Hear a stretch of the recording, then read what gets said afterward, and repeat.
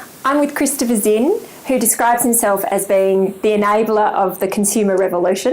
One enabler. One enabler of the consumer revolution. And one of the things I'm very interested in, that you've turned your focus on the advice or the financial advice industry. So, after many years being a consumer advocate, why have you particularly focused on the advice industry?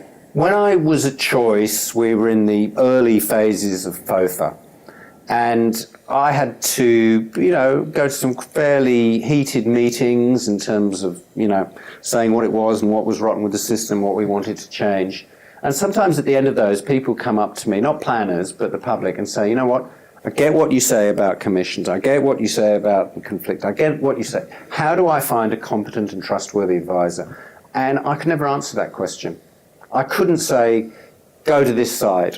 All I could realistically say, if I had one, was some sort of referral saying, well, look, I know this guy and he's really good and you might try him. That doesn't really work at any kind of scale. So, this was part of the problem. There's a lot of information out there about planners.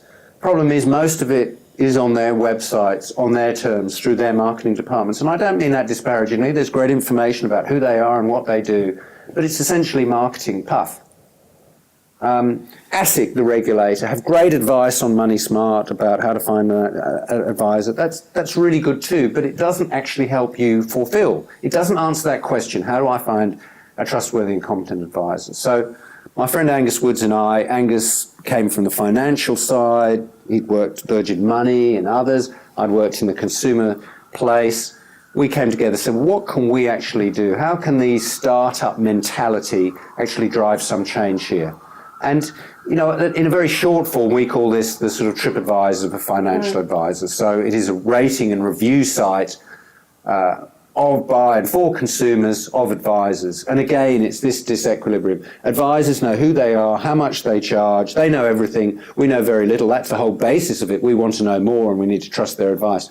But the problem was actually connecting and finding out, certainly while there are all these issues, as there still are, in terms of, who best interests and who's being served and all the rest of it, made it very hard. So we are a rating and reviews platform for consumers, so it does give some more information. But the main thing is we ask planners to populate their profile in a way that isn't marketing puffery, but it's just actually the kind of things you need to know as a consumer. And some of that is now covered by the ASIC register, statutory register. Some of it isn't, but the idea of it is actually you can see this stuff and say, if I like that, I can contact this person, I can click there. So it does help answer that question. How do I find a competent and trustworthy advisor? And so, in your work through FOFA and then, obviously with advisor ratings, what are the things that consumers should be looking out for when they're choosing an advisor? I think, part of it is my experience of advisors too, and I'm going to say it's advisor as opposed to advisors. I think it is a relationship. It depends what you want. Now let's get right. Sometimes actually people just want specific advice for one thing in their life.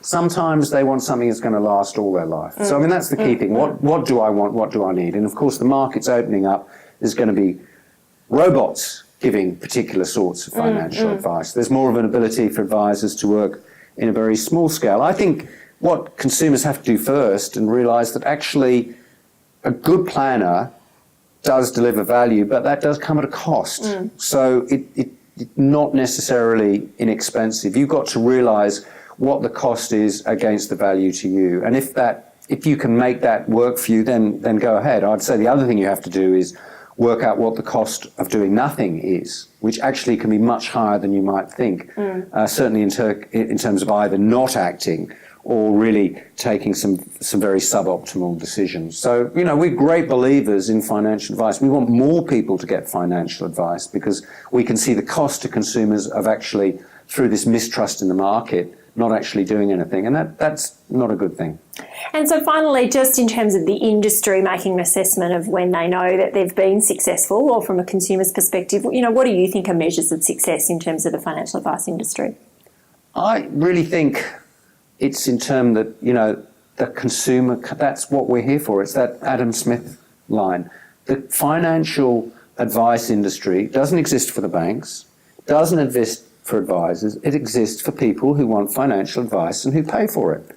And if you deliver them value and they stay with you, you're going to do nicely out of it. And actually, you might get all sorts of other rewards by seeing people do good things through their life and be able to provide things for their children. I'm sure these rewards are very meaningful as well. In all sorts of other areas of life we see that. I'm sure it's exactly the same with planners, that actually it's aligning the interests of the planner and the consumer, and there has been a misalignment of that due to historical, structural reasons.